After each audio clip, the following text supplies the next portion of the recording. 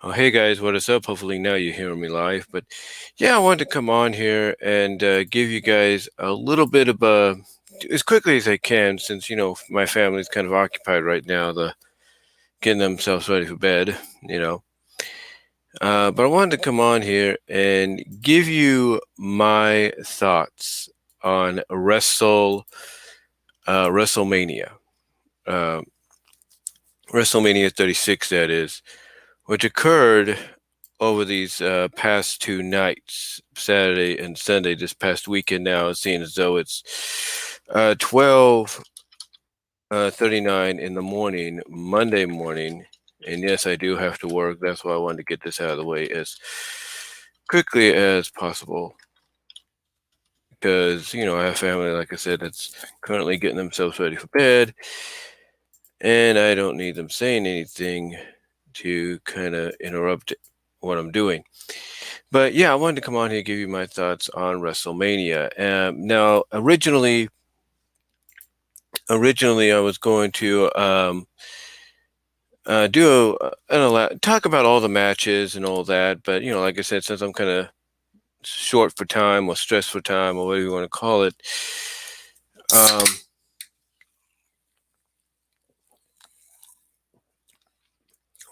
just wanted to go over some elements about it.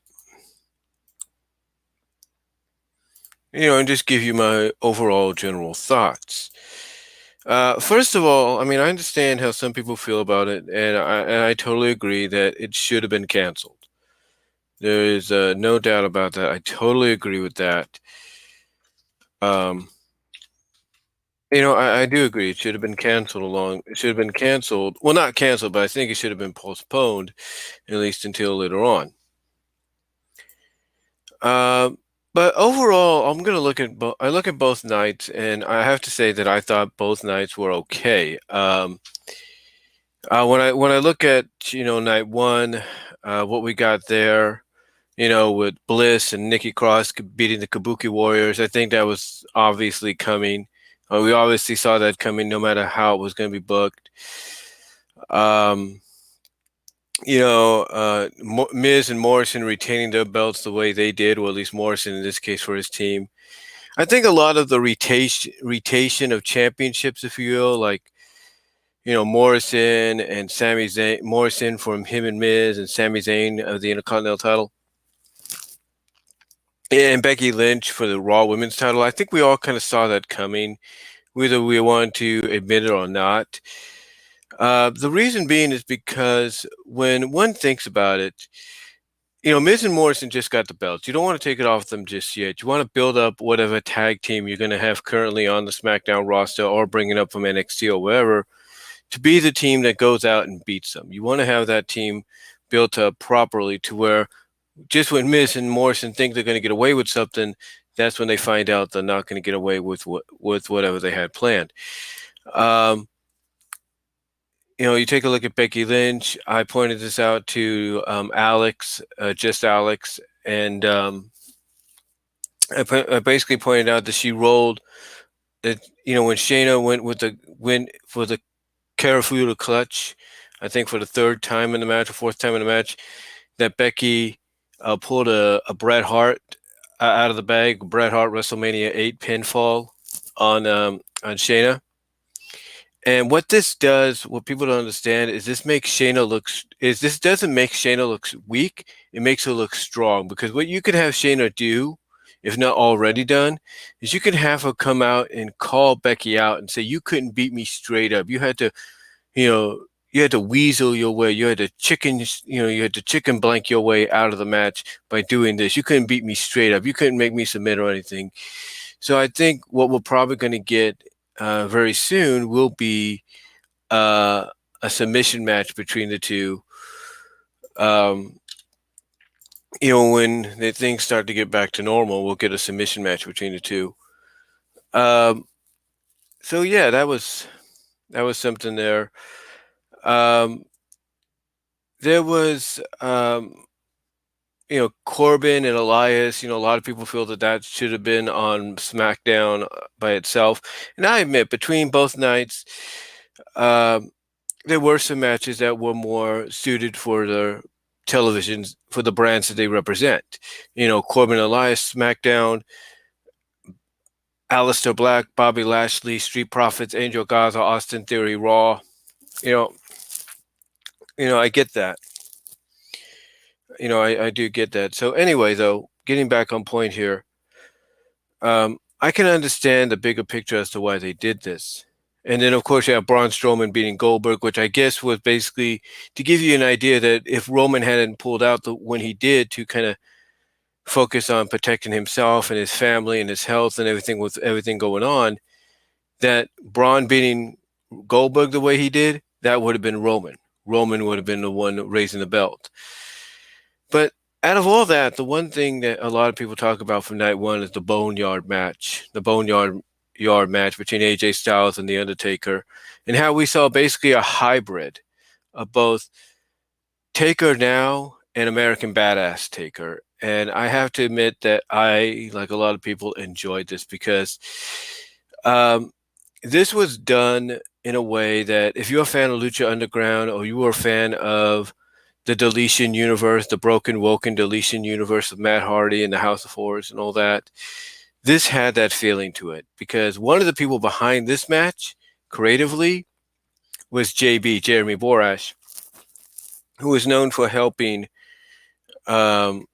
develop all those Broken Woken segments and vignettes.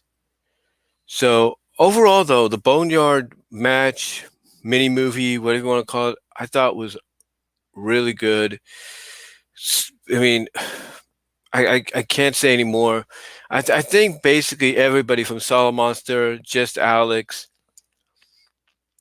JD from NY206, and even the Schleg Daddy OTRS Central, I think they all said it best that you have to watch this to see for yourself how good it is. But all I'm going to say is obviously you probably know what the outcome is by now. A lot of people are wondering, what does this mean for AJ? Is he dead? Are they writing his character off? No, usually what this means is either the character is going to come back, the person that gets buried is going to come back more aggressive and determined than ever, more vicious if they remain a heel. Or in maybe AJ's case, he comes back as babyface and acknowledges, hey, look, the reason I acted like this, the reason I went this far is because I never had a shot at Brock Lesnar when he was champion for the WWE Championship, which tells me we're leading towards an AJ Drew McIntyre feud for that championship down the line. You don't believe me? You don't believe me? Just trust me. Just trust me on that. So yeah, just trust me on that part. And Wild Hops, if you're wondering, that's actually a recording I did, of course, of all the matches of my CAW League's WrestleMania, which is why I'm able to do this live. Anyway, though, getting back on point here, like I said, if you're a fan of that kind of stuff, you got to check the Boneyard match out. It is tremendous. It is just great. And again, I got a feeling that AJ is going to come back. He's going to acknowledge the mistake he made. He might be a tweener, maybe heelish with a face intended, kind of be like an anti-hero, baby face, whatever, with heelish tendencies, and he'll end up in a rivalry with Drew McIntyre for the WWE Championship because I think that's what it's going to be acknowledged about, is him wanting that title shot.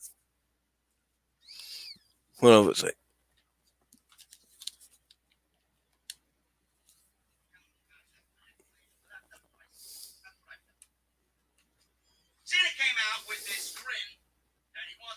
Sorry about that. I just had to do something. But like I said, you need to check it out. You need to check it out, and you'll really enjoy it, in my opinion. You'll really enjoy it. Um, so again, like I said, just check it out. But again, I think it's going to lead to AJ. I think AJ is going to feud with Drew after this, and he's going to admit that that's the reason he's feuding, that he acted the way he did. He didn't get a straight shot at Brock for the title.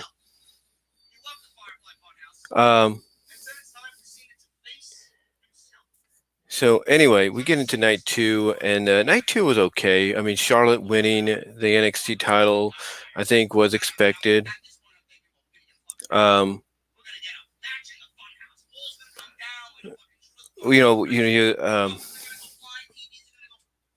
Sorry about that.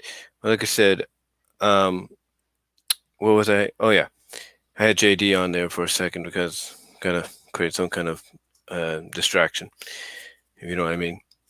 But anyway, Charlotte winning the NXT Championship was to be expected.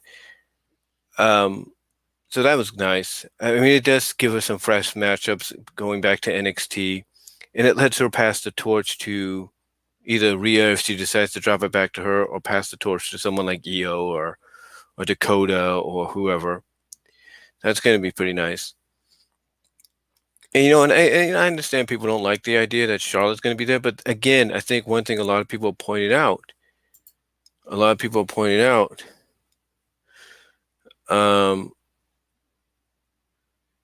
okay, well, Hobbs, that's cool. You were just joking there. But anyway, like I said, the one thing a lot of people point out in their reviews is this is being done to get people to view NXT on Wednesday nights against AEW. That's why she's got the belt. And again, it creates some fresh matchups for her to really catch your eye, because when you compare the NXT women's division to the AEW women's division, there is a huge difference. And when Charlotte now, at the head of the helm of that division, that's really going to get people to tune in and watch to see who, she goes up against.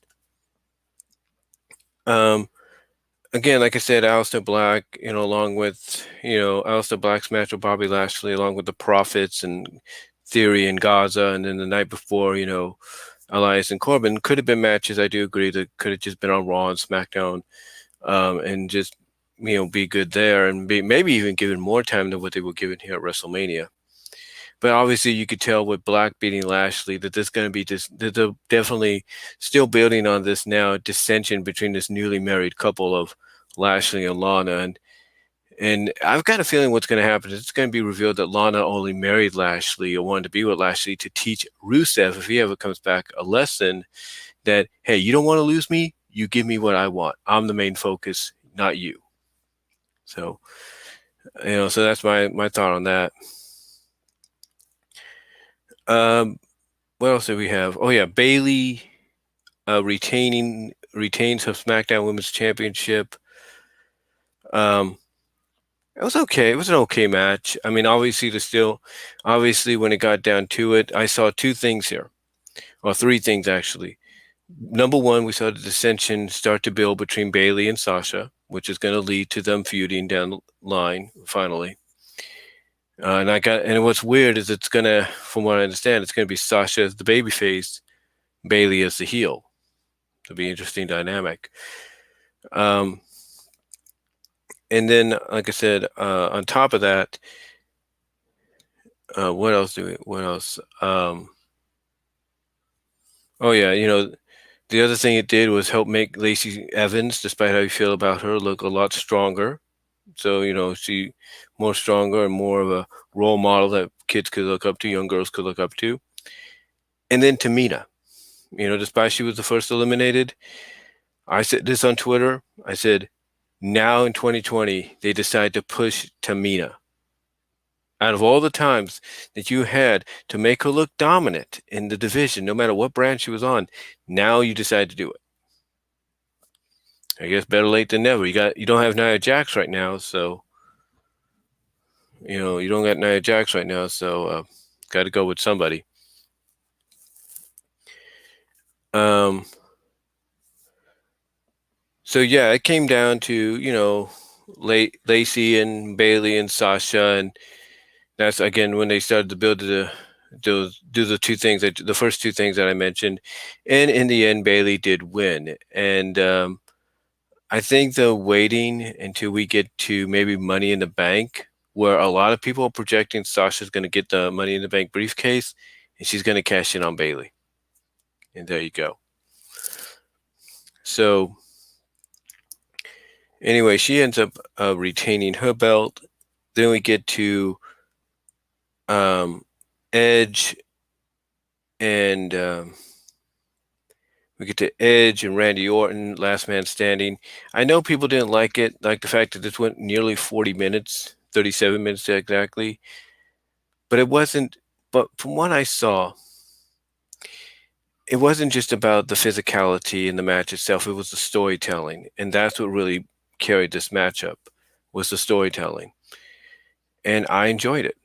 I've actually really enjoyed it. The one thing I didn't enjoy, and everybody caught this as well as I did, was the moment they went into the back of the performance center and right around the weight belt area, Orton puts part of the weight belt like a noose almost around Edge's neck. And I'm thinking, oh my, and like everybody, I'm thinking, are they really going there after what, Dark Side of the Ring just talked about? After, basically something they're trying to avoid? Are they really kind of teasing that with this? Thankfully they didn't go all the way, but like I said, thankfully they, and that's just Frank Hill messaging me. I'll get into those in a little while.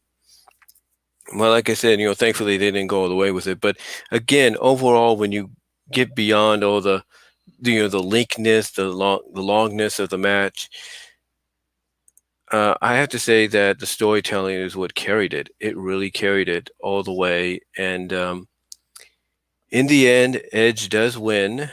He wins by, first of all, it's on top of the NXT a semi truck with the NXT, a semi trailer with the NXT logo on there. What happens is Randy's going for the punt. Edge catches him in the submission that he put MVP in a couple weeks ago, before everything shut down. And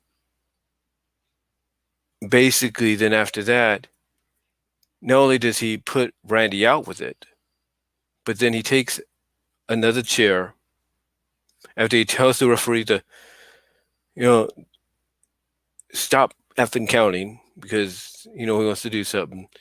And then with tears in his eyes, emotional and everything because of what he's about to do, he concertos Randy Orton on top of the semi.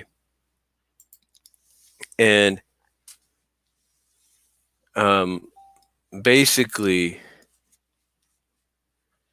I'll talk about that in a little bit, Frankie. I'll do a live stream right now. Sorry, man.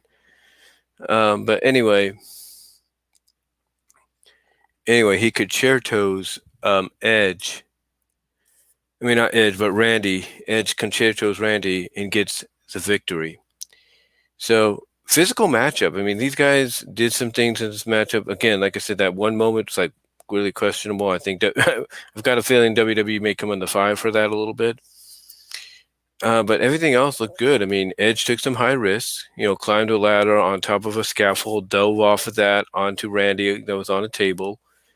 He climbed like a cage, what looked like remnants of a cage in a conference room, dropped an elbow like that onto Randy onto the table, which was a steel table, I think. So yeah, these guys really got physical here with each other, and like I said, in the end, what?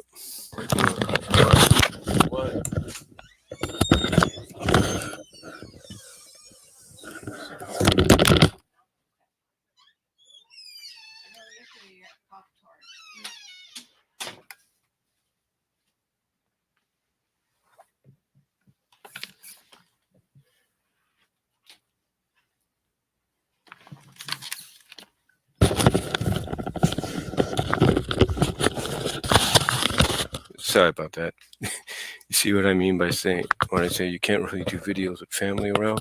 Not that that's a bad thing, though. Not that that's a bad thing, God. It's a good thing. Anyway, though, what was I? Oh, yeah. So like I said, Edge, he ends up winning, and basically, my finger at the mic there. Basically, that's the end of that. I think both men are going to take time off for the next few months, even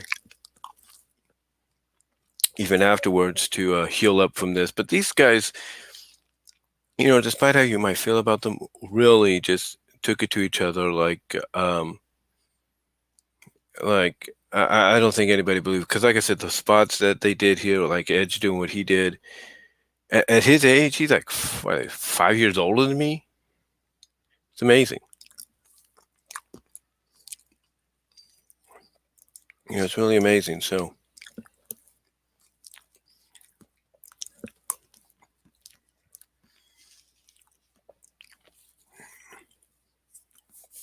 So anyway, the other things that occurred in this night, well, is of course we had Otis and Dolph, which a lot of people were looking forward to. Although a lot of people have agreed that the ending of this, which everybody was hoping for, would have been better suited if it took place in front of a whole crowd. Like this was the kind of thing a crowd was needed for.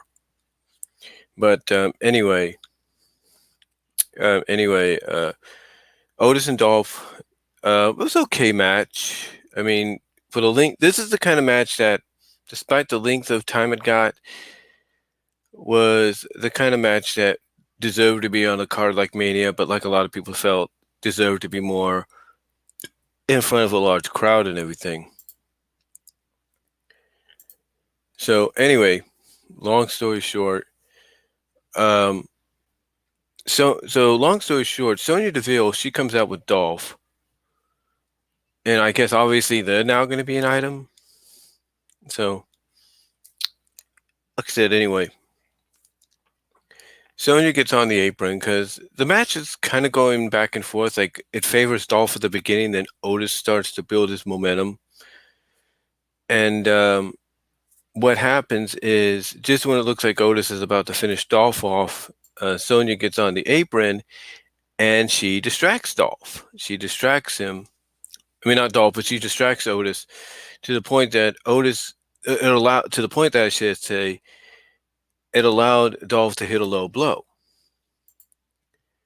It allowed him to hit a low blow, and just when it looked like Sonya and Dolph were going to get away with this, Dolph's going to steal the victory. Mandy comes out, which surprises Sonya a little bit and Dolph. Sonya wonders what she's doing out here, and Mandy, she just goes right into Sonya's face with a slap, and then starts beating up on Sonya.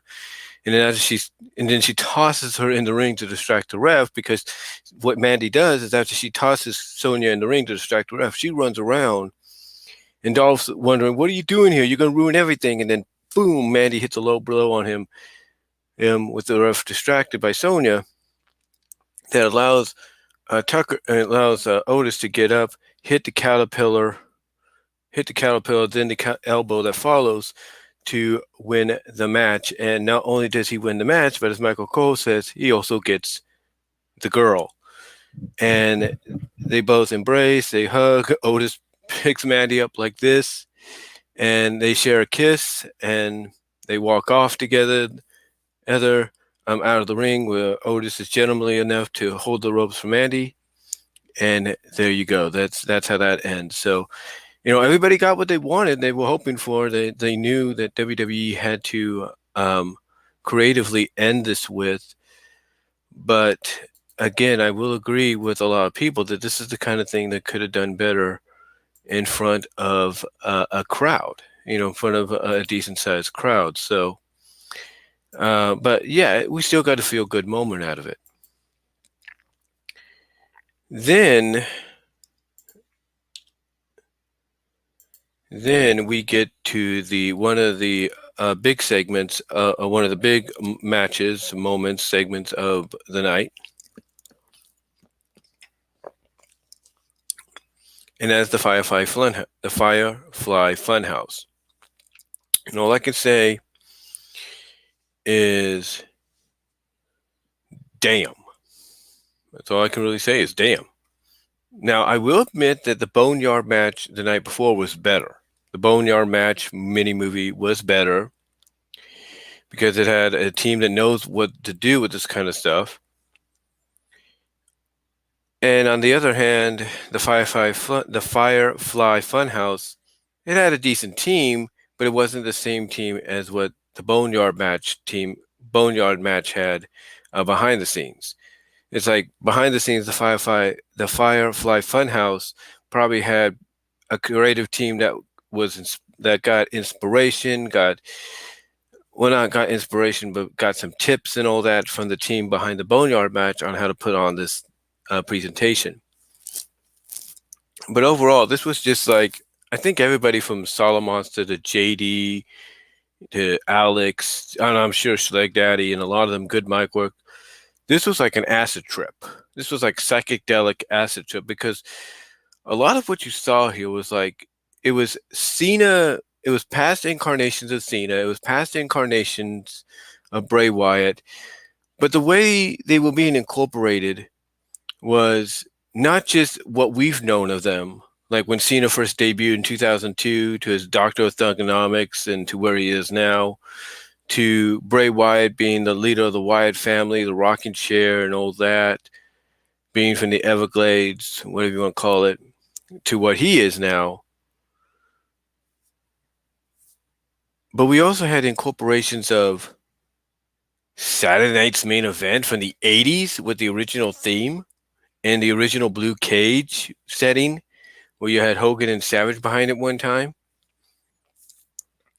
You, you had Bray Wyatt dress up and act like he's freaking Eric Bischoff wearing an NWO Wolfpack t-shirt with the red logo of the NWO. And out comes Cena wearing the black and white colors of the NWO with the NWO World Championship WCW World Title. It's like, what the heck? But basically, in the end, if you want to look at who won, it was basically the Fiend. Bray Wyatt won the match. What happened to Cena is, I guess he got teleported out of there. Like he got teleported back into the real world. Like storyline wise, the Fiend, Bray Wyatt brought him here to teach him a lesson, to reset the wrong, to rewrite the wrong that was, you know, brought upon him 6 years ago at WrestleMania. So, yeah, that's basically what I think happened here because, obviously Cena's going to be off television for a while, but I think what this does, and here's what's really interesting. Some of the stuff they utilized in this really surprised me. It really surprised me because I'm kind of shocked that Vince would even write off on this. Giving liberties to Cena, being able to creatively do what he wants to do for this probably one last match he's going to have for a while, and Bray Wyatt having the creativity freedom that he has. It's like you got to wonder how Vince feels about that because he sees this parody of him at a commentator's table saying, "Oh, it's such good shit," which obviously is a saying he would use, and fans have pretty much uh, mocked him about. So you got to wonder what his reaction is going to be. I mean, I'm pretty sure he loved it, but here's what I think. I'm pretty sure he loved it, but I'm pretty sure he hated it.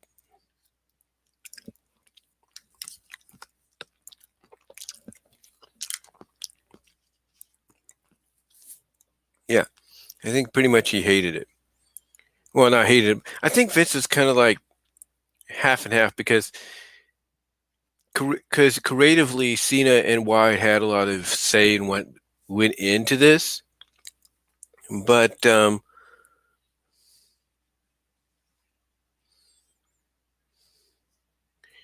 but anyway, though. But anyway, though, like I said, I think as I was saying, I think Cena and Wyatt had a lot of say in what went into this, and yeah, I think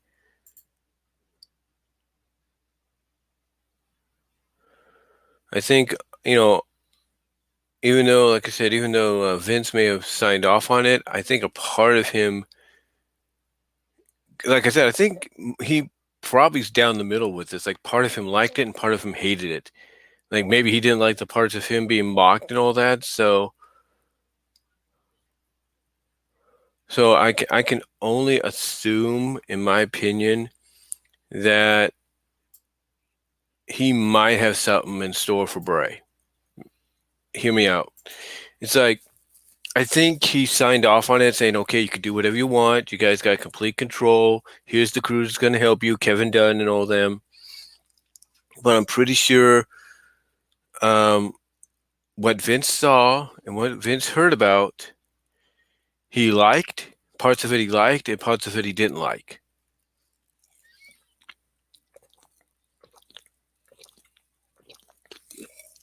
Because I can guarantee you this. And guarantee you this. is, even though he likes certain parts of it,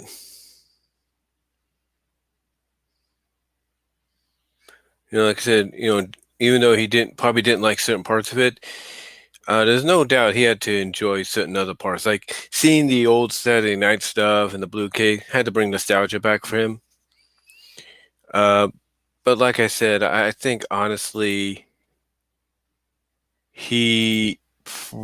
I know I sound like I'm going all over the place here. It's late and everything, but I think honestly, like I said, Vince probably is half and half about this Firefly Funhouse match / mini movie.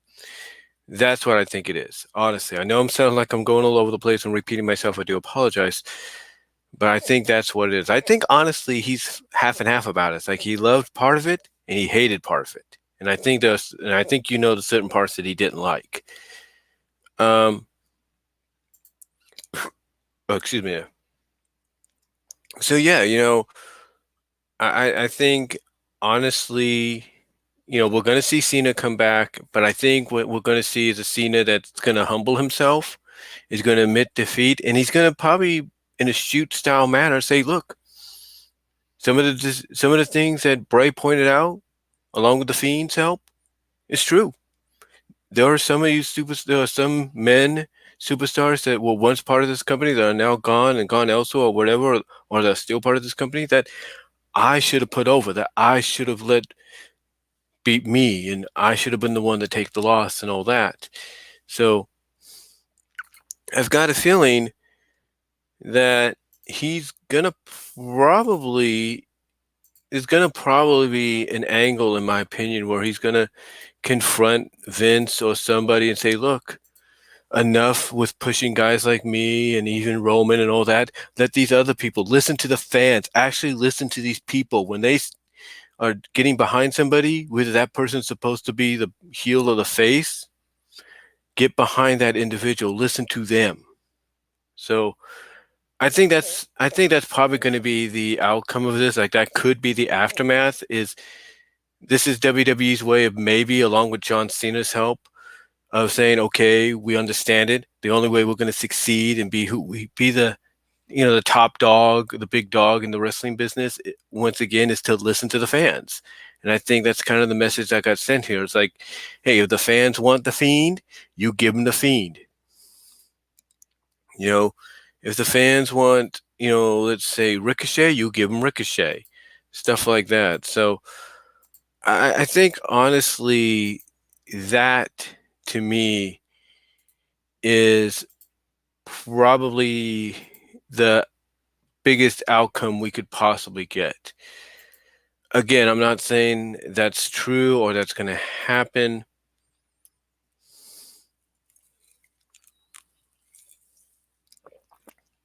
Like I said, I'm not saying that's true or that's going to happen. I'm just saying that when you look at the symbolism and the imagery and all that, the psychedelic acidness, weirdness, nostalgicness, time warpiness, alternative universeness, that when it comes to this match, when you look at it, you almost have to agree that something's got to come out of this. And I think what's going to come out of it is WWE finally listening to the fans. I think, it's going to be, I think WWE is going to be like, okay, we hear you. You want the Fiend on top? Okay, Fiend's going to be back on top. You want Drew McIntyre to remain champ for a long time? He's going to remain champ for a long time. So, or you want Ricochet? You got Ricochet. You want Becky to remain on top? You get the idea. So,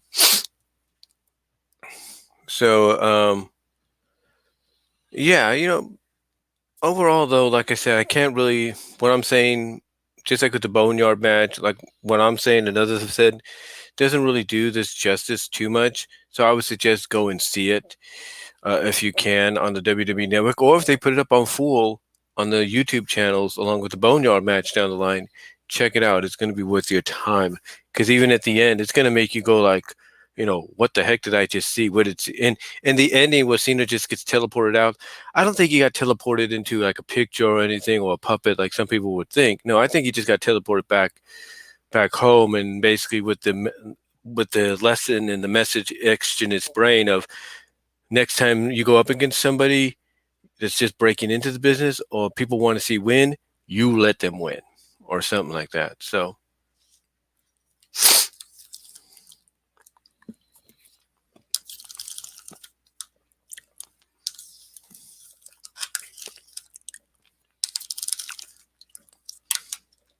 you let them win.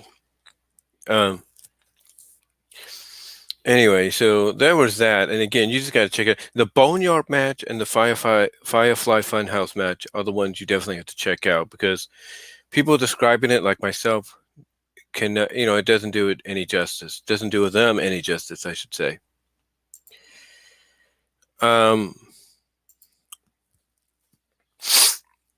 Besides that, what else? Oh yeah, Rob Gronkowski is the new 24/7 champion. Basically, we had a segment where you had and this was before the Firefly Funhouse deal. You had a lot of superstars chasing after Mojo, who won the belt last night from R-Truth. When R-Truth tried to hide, it tried to protect himself. Wrong place, wrong time, though, for him when he did that. What Gronk does is he gets off the scaffolding, and he literally jumps. Does like a mosh pitch like jump onto the superstars, and then covers his best friend, supposedly Mojo Rawley, to become the 24/7 champion. So, and he ends up exiting the performance center with the championship. So Rob not only had technically his second match in a sense, but in his second match with the company, he's the champ of 24/7. So there you go.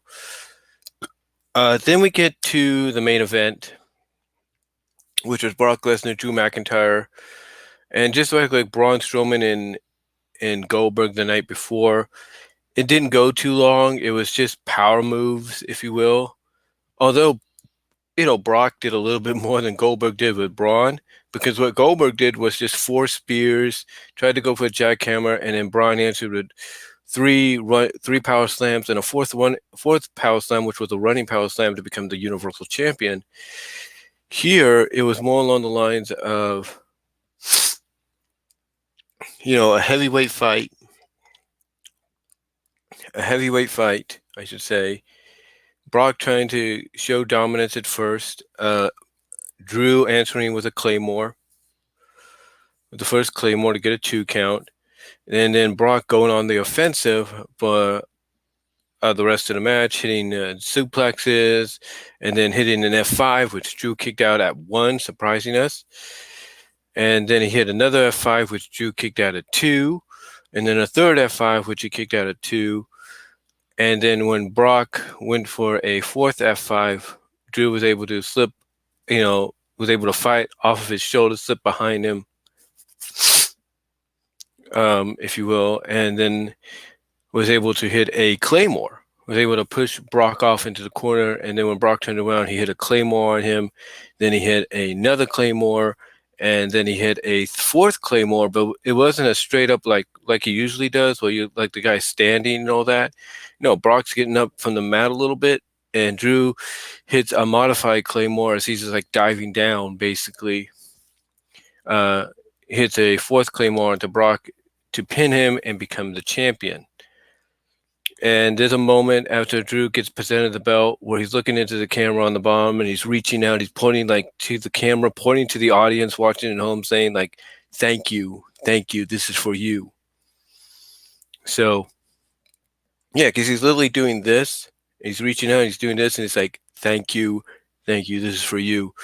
So, yeah, he, just by doing that, he acknowledges that even though he doesn't have the crowd reaction he wants, that he knows what he did is for those watching at home that have supported him. So that was pretty cool. It's just don't worry about it. I'm fine. It's allergies. And also I was eating some Jell-O, and got some coke, so don't worry, it's not that thing that we can't mention on YouTube apparently. But anyway, like I said, Drew ends up winning, and that's how we end WrestleMania. Excuse me, sniffed a little too hard there.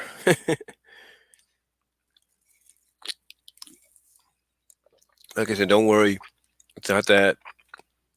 It's not that thing. But anyway, like I said, Drew ends up winning, and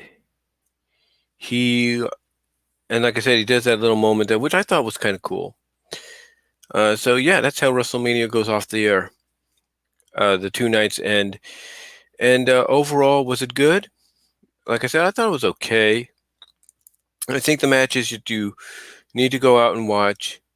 From a performance center standpoint, Rhea Ripley and Charlotte, the ladder match for the Smackdown Tag Team titles, the Last Man Standing match, Otis and Dolph, and then the Firefly Funhouse, and the Boneyard. Those are the ones you should look at. Out of all the matches they had last night, like I said, Rhea and Charlotte, the SmackDown ladder match for the tag titles, the Last Man Standing match, Otis and Dolph, the Firefly Funhouse, and the Boneyard. Those are the 6 matches you should see. And if you want to add in the 7th, I would say Becky and Shayna. And speaking of Becky and Shayna, I just want to get this off my chest as well. Like I said earlier, with Becky pulling the Bret Hart spot on Shayna that Bret Hart did on Piper at WrestleMania 8, again, it doesn't mean Shayna is done. What this is it basically means you continue the story. As crazy as that sounds, because Shayna's going to come out and say, look, you didn't beat me straight up. You just got a fluke win. Yeah, and everything. It's like you can have Shayna come out and say, look, you couldn't beat me straight up. You had to basically use my own move against me to pin me.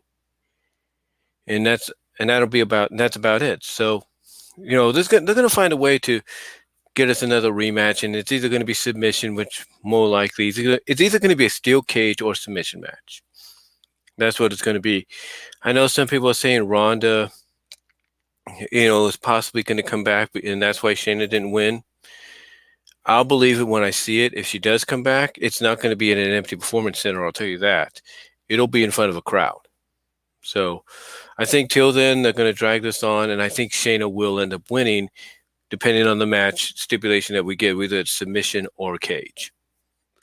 So, excuse me there. So anyway, though, that's pretty much my thoughts. So overall, guys, what I'm trying to say, overall is that's my thoughts on WrestleMania 36, the 2-night event. I do apologize if I was all over the place. Like I said, I tried to do as quickly as I could, with my mom getting herself ready for bed, and then interrupting me by, giving me a Jello snack for dessert. Which again, like I said, that's kind of the thing about when you live with family. You got to work around certain opportunities. But yeah, overall, like I said, overall, it's a great event. And like I said, I know I was rambling, it sounded like, so I do apologize for that. And if I was all over the place, but I just wanted to give you my thoughts overall in general on WrestleMania as a whole. Do I think the 2-night format worked? Yes, but I would say don't get used to it.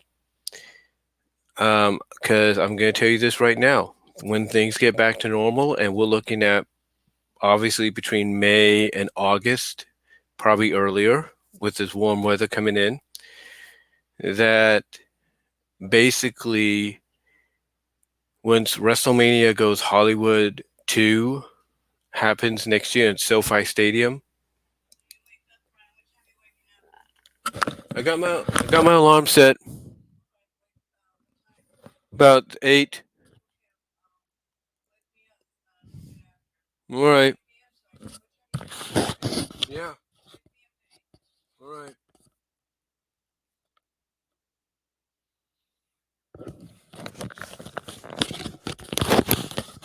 Sorry about that. She's got to take me to work tomorrow because the bus is kind of screwed up, changed up the schedule because of what's going on. But anyway, though, like I said, as soon as WrestleMania goes to SoFi Stadium next year, expect what was a individual 3-hour event for both nights this past weekend, to be a 6 to 7 hour event straight up next year. Because if you think WWE's or Vince McMahon's not going to make up for not having the WrestleMania he wanted this year in Tampa at Raymond James Stadium, if you don't think he's not going to make up for that, think again. So overall, though, guys, that's all I'm going to say. So thank you all for watching. Again, I do apologize for some of the interruptions. Like I said, that's something you got to work around with when you live with family. So let me know what you guys think down below. Again, sorry if I rambled all over the place. And repeating myself, but thank you all for watching or listening. This will be on a podcast down the line. But thank you all for watching and even listening. And I will talk to you all later. Until then, God bless, take care, and stay safe.